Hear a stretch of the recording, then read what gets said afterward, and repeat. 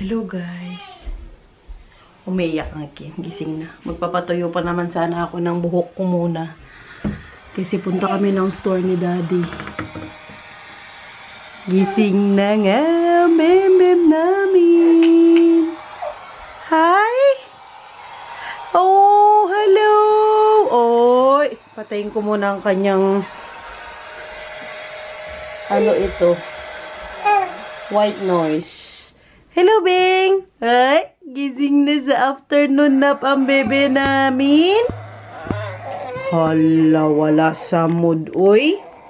Hala, wala sa mood. O, tara. Sama kay Mami. Maya na ako magpatuyo ng hair. Napan, tara. Sama kay Mama. Mama. O, tara. Uy, iyak po ang bebe namin, uy. Tara. Sama kay Mami. Come on, come on. Basta pa man din ang hair ni Mami. Tara, come on, come on. Ay, ang aking baby. Ay, ga. Ay, ga. Hi. Ay, ang lalaki ng buti ng ano mo. Tanggalin, ay, grabe, oh. Ay. Laki ng butil ng iyak niyan, oy. Ayusin ko muna. Tanggalin ni Mami. Ah, ayaw patanggal. Okay, okay. Hello, guys. Welcome back to our channel. Hello, guys. Woke up like this. Hashtag no filter. Bait lang yan eh. Bait-bait lang yan. Basta pag nagising lang siya, nakita niya wala siyang kasama, iiyak talaga siya. Iiyak talaga. Pero pag kinuha mo, okay na. No. Pag kinuha ni Mami, okay na yan. Na. Okay na po yung idlip mo na yon. Enough na po yon. Oh? Ano? Smile lang yan, oh. No. Smile, smile yan. Uy! Sino yan? Sino yan? Si Oma. Oh, doon ka muna kay Oma. Iwan ko muna siya kay Oma. No. Iwan mo na kay Oma. Halika. Bili nga kami ni Daddy ng ano. Oma. Yes. Opla. Pang dikit doon sa wallpaper ni Zoe. Punta kami ng Action. Oh. Hello! Hi! Tignan mo yung mga luka. Ang lalaki talaga. Oh. Iwan ulit. Iwan ulit. Hindi ito si Uma eh. Oo nga. Ayun nga, mag-dry muna ako ng ano, ng aking hair. Tapos papakita ko sa inyo yung binigay na TV sa amin ni Rina. Kamakailan yung kinuha natin kasi hindi pa namin nalalagay dun sa bahay. Ilagay na namin yun sa bahay. Tapos magdala kami ng mga ibang boxes nga. Ilagay din sa bahay. At i-measure din namin yung kwarto ni Oma para dun sa kanyang cabinet. Kasi may nakita kaming cabinet. Hindi namin sure kung kasya siya. Mag-dry muna ako ng hair. At mag-ayos ng konti para presentable tayo sa ating vlog. Si Daddy halos kakauwi lang niya ng work. Nagpahinga na rin naman siya, no? Nag-rest na. Tapos si Zoe nasa baba. Ayan. Punta tayo doon. Patuyuin ko muna ang hair ko in 3, 2, 1. Oh! Dry na ang ating hair. Medyo dry pa lang. Hindi pa siya dry na dry. Mommy, guys. At nag-lipstick. Grabe naman ang pulbo na ito. Kaputi. So, nalayusin ko kayo baka kala nyo white lady. Ano yun ate nilagay mo? Kumusta ka dyan, Dad? Let's go. Ang ate Zoe. Say hi to my vlog, Zoe. Hi. Ah, busy. Dito. Hi. Ikaw, Daddy. Daddy, Dad. Ano nilagay sa'yo, Dad? Ah, lagay. Ano ba yan? Ano yan? Ah, nilagay niya ng stick. Ah, dawa dyan. O, tara na. muna, maiwan ka muna kay Oma, ha? Magkain ikaw, ha? Huwag mong kalimutan yung pagkain mo. Lumpia and rice? Ah, sige, may lumpia doon. Ang ganda ng lipstick na to, oh. Super nice, no? Tsaka ano, matagal siya. Matagal siya matanggal. Kahit magipag-lips to lips ka. Charis lang. Let's go, Daddy! Gugura na kami ni Daddy. Iwan muna ang mga bagets. Nasa yung card ko, no, Dad? Yeah, nasa. Woo! Friday na ulit. Bye, anak! Ang Kenneth. Bye, Ken! Bye, Mami! Bye-bye! Bye! Ay, kausap si Mama. Hawak si Ken. Siya na maagpa-dinner kay ano. Ako, kiss! Zoe, hindi mo ako kiss? Ako, walang kiss? Go, Mommy. Diyos ko, punta pa ako sa kanya. Ganyan talaga. Kiss. Toast tracks. Duy-duy. Saglit lang ba yung shoes ko? Haglit, parang sumasakit yung tiyan ko. Parang maputi yung mukha ko. Ayusin ko. Saglit lang, baka iba siya kung hindi pantay ang... Medyo maputi ka nga. Alam pa, hindi ka sanay. Akin na. Alam, hindi ka sanay nagme-makeup eh. May ano ako dan, leather jacket. May kumul. Oh, hindi naman, di ba? Pantay man siya, oh. Di ba siya ito? Oh. Sa akin yan. Ah, like Kay Zoe yata yun. Ay, sa akin. Ang aking jacket. Ano lang siya kasi yung camera. Nagpaliwanag pa ako pero maputi talaga siya. Bawasan ko na lang siya. Tara, tara. Let's go, let's go. Adad ba tayong paper bag? Ano paper bag? Wag na. O, sige. Yung ano, yung pandikit ng wallpaper. Yun lang naman. Di ba naman kinalagay? Ayun yung TV. Mamaya ko napakita sa inyo yung TV pag ibaba na namin ni Daddy. Ilang araw na yung TV dito sa sasakyan. Kasi nga, hindi mababa ni Daddy na siya mag-isa. Galing sa work. Diretso yan siya sa ano. Hindi naman niya mababa. Maputi po tayo sa ating video. Bawasan natin ang konti ang ating pulbo, ang foundation. Napadami. Yan. Oh. Diba? May gaganda talaga pag nag-makeup na. Look. May gaganda pa. Charis lang po. Feel ko lang talaga mag-makeup today. Kaya, hindi naman makeup talaga. Feel ko lang ano today, maglagay ng konting colorete. Konting kulay. Para may kulay naman ang vlog natin kahit pa paano. Nagdala pa man din ako ng jacket. Dati hindi naman pala ganun kalamig sa labas. Ako na lang kasi yun yung namin ito. Nakala ko malamig. Kanina hinatid ko sa school si Zoe. Kasama ko si Kenneth. Sus, ang lakas ng ulan. Buti na lang nga, nandyan na yung hip seat carrier ko. Kaya hindi na ako masyadong nahirapan kay Kenneth. Mabilis lang siyang ilagay sa carrier. Tapos si Zoe, naglalakad naman yun. Tapos may dala ng payong. Nasira pa yung payong niya. Ang hirap talaga kapag yung anak mo, sinundan mo ng... Ilang years ang agwat nila, Dad? 4 years. Kasi si Zoe nag-aaral na. Tapos meron pa akong infant. So, kung ako lang mag-isa sa bahay, tapos wala si Daddy, kailangan kong ihatid si Zoe. Tapos isundo sa school. Hindi kagaya kapag sinundan nyo po kaagad ang anak ninyo. For example, yung anak ninyo ay 1 or 2 years old, tapos sinundan nyo na, habang hindi pa sila nag-aaral, mas easier na nasa bahay lang sila. Hindi mo kailangan gumising ng maagang maaga para i-prepare yung isa, tapos yung isa iiyak kasi baby pa, yung ganon. Sa akin lang, kung nagkaroon lang kami ng chance na masundan agad si Zoe, no, Dad? Ganon ang ginawa ko talaga. Yung 1 year old pa lang siya or 2 years old, ganyan. Sinundan na talaga namin siya. Mas maganda. Kasi habang sabay silang lumalaki, tapos kapag mag-aaral na yung isa naglalakad na, hindi ka na masyadong mahirapan pa na na daladalahin kapag maghahatid sundo sa school. Sa ano ko lang po ha, sa opinion ko lang po, at saka sa experience ko lang. Ganun ang na-experience ko as of now. Ayan nga ang ano, TV-ng binigay ni Rina. Tapos nagdala kami ng iba pang mga gamit ni Mama. At saka gamit ko din, mga ano ito, mga damit-damit. Ilagay namin dun sa bahay. Hindi ba napitpit yung TV dahil?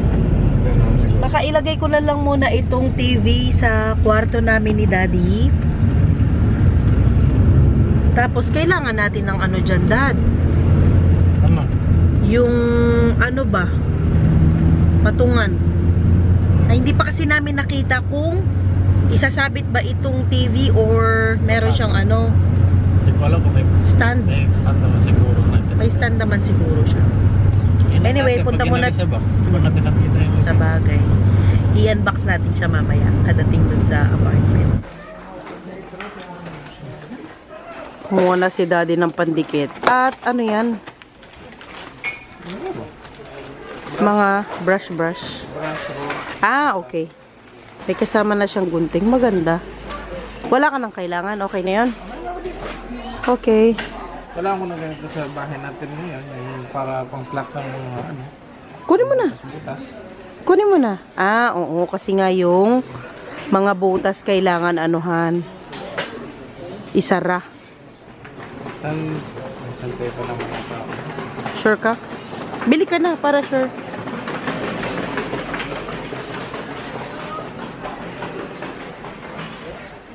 Sandpaper ba yan? Parang tape man lang. Okay. Sandpaper. Oo, tara. Gora na tayo. Nandito na tayo sa bahay, mga jong. Ano na lang, yung isang box. Buksan ko lang shoes ko.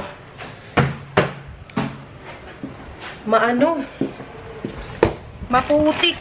Kasi maulan. Ngayon ko lang napansin, kapasok pala may heater, no? Ayan, oh. Ngayon ko lang napansin. Tulungan ko lang si Daddy, dali namin yung TV sa taas. Wait lang, Dad, ha? Move ko to para makadaan tayo. Ito na yung TV. Buksan natin mamaya. Ilang inch siya? 50 inches. 50 inch TV. Ooh, shala. Kasi nagpalit sila ng TV nila. Binigay nila sa amin yung luma. Dad, unbox natin tong TV. Okay. Siguro wag ko munang pagawa yung wallpaper kay Daddy. Importante meron na kaming pandikit. Kasi kung papagawa ko ngayon, kasi siya, mapagod siya sa work. Dumaan nga lang kami dito para ilagay itong TV kasi nga itong TV medyo matagal na dun sa sasakyan. Ano ba ngayon? Friday ngayon. Nung Sunday pa ito namin nakuha. Noong October 8, October 13 na ngayon. Tatanggalin namin kasi lalagay namin dito yung TV namin ngayon na nasa bahay. Para may box siya at hindi siya ay, kasya ba siya? Tingnan na lang namin.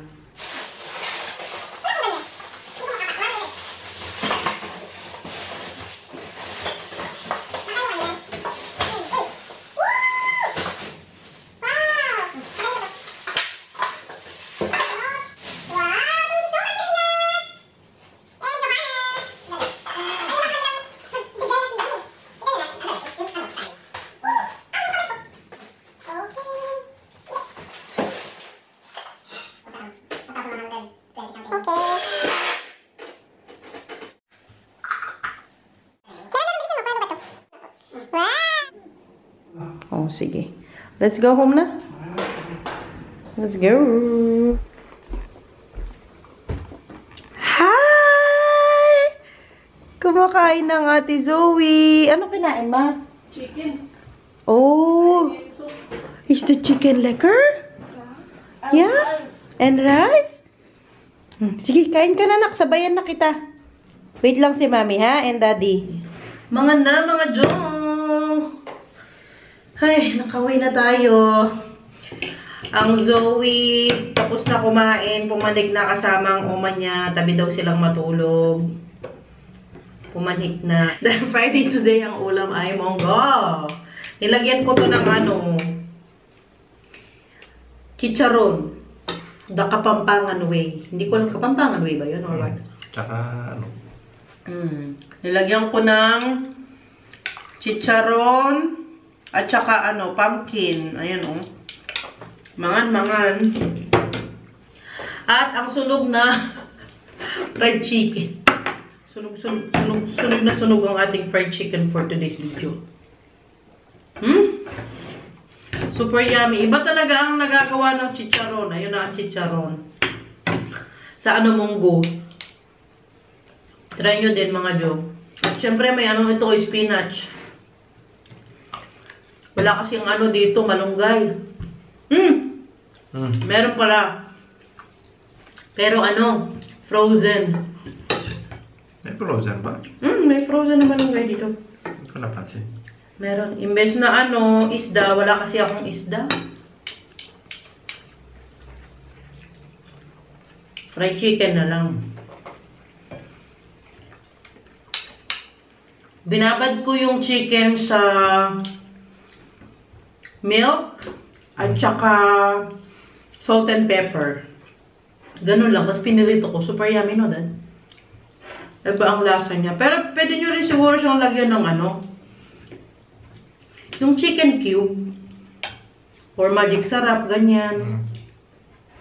Para mas siya, masarap. Magic sarap na lang. Ayun. Na lang, milk. Marinate nyo muna siya mga 1 hour, 30 minutes to 1 hour ng milk, whole milk, tapos magic sarap. Yun na lang. Mas siya, manuot ang sarap niya. Wala tayong crispy fry, no? Wala. Masarap din dito sa Mang Tomas. Promise. Ikaw, sawang ka na. Pero masarap po, Mang Tomas. Sinasuggest ko lang po sa inyo.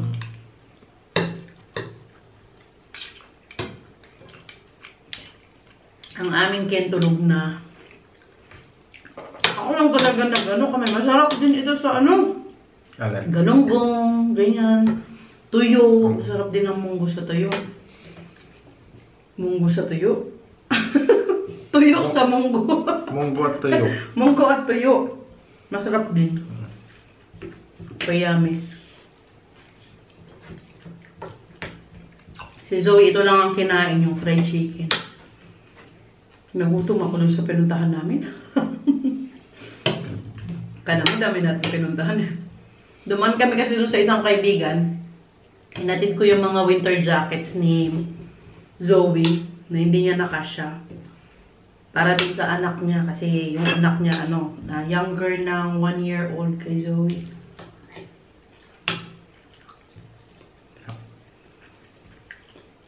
At saka yung isang ni Zoe, laruan yung castle. Binigay ko na dun sa kanya para mabawasan yung mga laruan sa bahay. Kwento ko pala sa inyo. Napanaginipan ko pala yung bahay, Dad. Nakwento ko na ba yun sa'yo, Dad? Napanaginipan ko yung bahay. Ano mo to? Oo. Dali, naman ito eh. Spoiler ka naman. Sorry. Oo, yun. Di na naginip ko. Ang panaginip ganito, nasa labas daw ako ng bahay. Tapos yung harapan ng bahay, marami na daw Christmas light and parang merong palm tree doon na may mga Christmas lights, ganyan. Tapos meron daw dumadaan actually na mag-iina. May dalawa siyang anak, tapos nga yung nanay.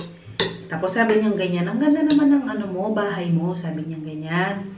Tapos, sabi ko, salamat. Halika, pasok ka muna. Pasok kayo, magkape muna kayo. Sabi ko, gano'n.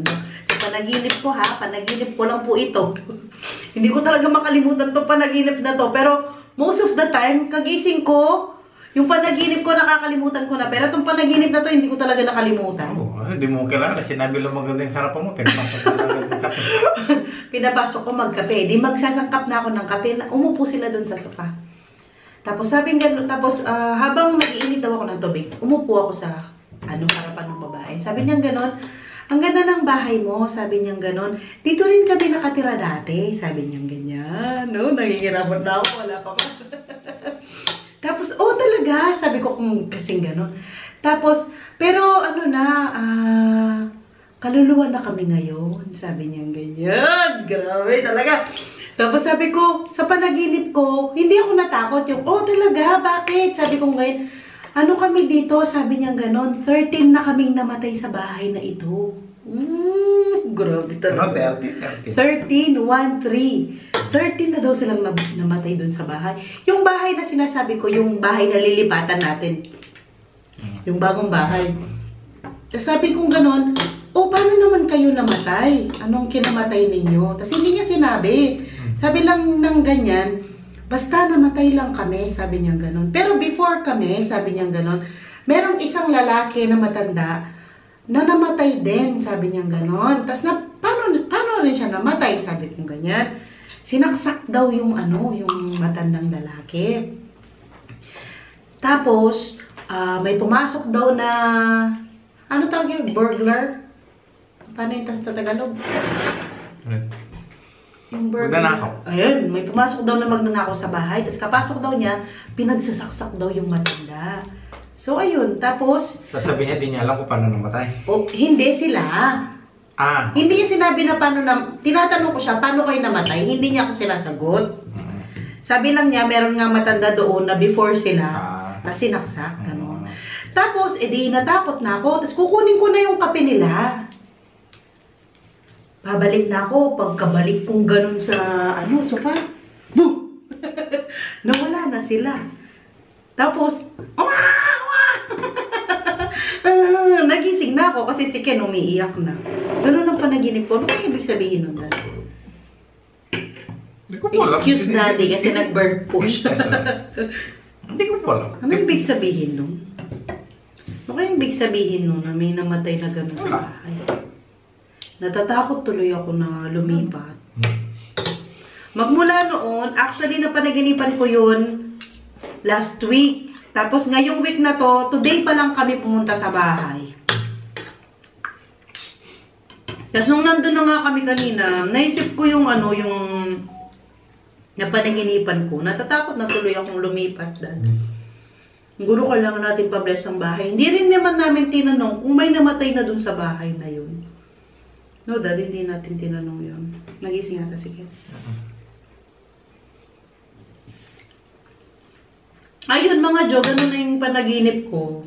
Nakakatakot. Tapos niyan, pag sinabi ko yun kay Mama, kinwento ko, sasabihin niya kung anong number ng patay. Tatayan niya sa wedding niya. Iyak. Kain na muna kami mga Jo. Ayun na ang ating kwento for today's video. I-end ko na po ang video namin. Tinitingnan lang ni Daddy si Kenneth.